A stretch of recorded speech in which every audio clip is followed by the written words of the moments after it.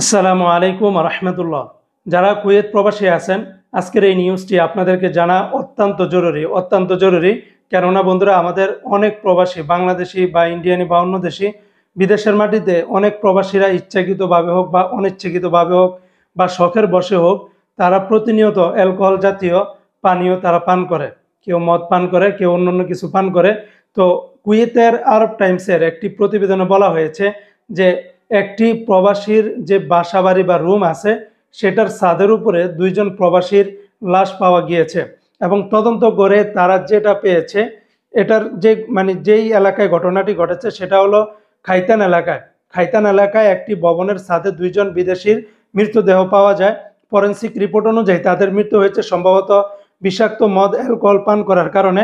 ওই লাশের দেহের ভিতরে কোনো ধরনের শারীরিক কোনো চিহ্ন বা কোনো ধরনের কেউ যে তাদেরকে কোনো ফোর্স করছে এরকম কোনো কিছুই ওখানে পাওয়া যায়নি। তার ওর তদন্ত অনুযায়ী যেটা পাওয়া গেছে সেটা হলো যে তারা লোকাল লোকাল জাতীয় বা তাদের হাতের নাগালে যে সমস্ত অ্যালকোহল জাতীয় মদ পাইছে, তারা সেগুলো খেয়ে তাদের শরীরে বিষাক্ত প্রক্রিয়া শুরু হয়ে তারা সেখানেই মৃত্যুবরণ করেছে। এবং কুয়েতের গণমাধ্যমগুলো বলতেছে কেউ যদি এরকম ব্র্যান্ডের ইয়াগুলা ছাড়া অন্য কোনাগুলা যদি খায়, তাহলে তাদের হৃৎপিণ্ড, তাদের রক্ত, তাদের বিভিন্ন ধরনের সমস্যা হয়ে তারপরে তারা মৃত্যুবরণ করতে পারে।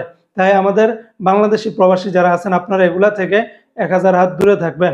অপরদিকে কুয়েতে আরেকটি তথ্য পাওয়া গেছে, সেটা হলো সুবিয়া মরুভূমি এলাকায় আরেকটি মৃতদেহ পাওয়া গেছে, যা একটি খুন হিসাবে বিবেচনা করা হচ্ছে এবং সেখানে অপরাধমূলক বিষয় থাকতে পারে বলে তারা ধারণা করা হচ্ছে।